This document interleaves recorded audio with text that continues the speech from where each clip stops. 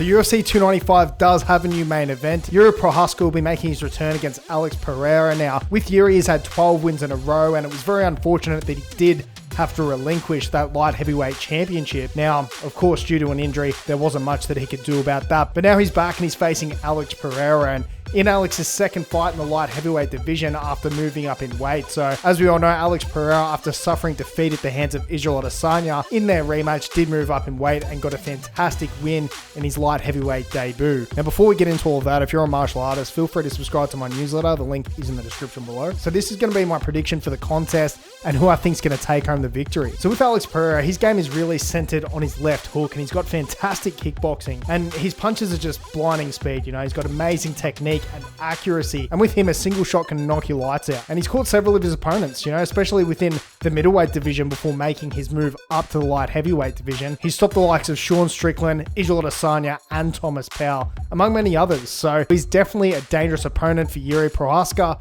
who's going to make his return. But as we know, Jiří's no slouch either, and he's a fantastic fighter with a fantastic and impeccable record. With Jiří Procházka, he does have an amazing ability to string together knockout punches, and that really doesn't matter what stance he's in, you know, whether he's in the orthodox stance or whether he's in a southpaw stance, he does have some fantastic special gifts within his hands. And with Jiří Procházka, he's always marching forward, he's always looking for a finish, he's not shy of getting right up in his opponent's face. And we all know that Alex Pereira can strike, you know, that's no secret, but what a lot of people might not know about Jiří Procházka is that he's a former Muay Thai champion himself, okay? So he definitely can strike with the best of them, and I mean, his record really does speak for itself. And with Jiří Procházka, what worries me leading into this contest is that he leaves his outside leg quite vulnerable to leg kicks. And as we know with Alex Pereira, he's fantastic at that lower calf kick. He's caught Israel Adesanya with it multiple times within their bouts. Obviously, within their second fight, he was banging it up pretty well until he got caught with a knockout. And even in their first fight as well, he's always attacking that leg, and he's very quick with it, and he's hard to read. So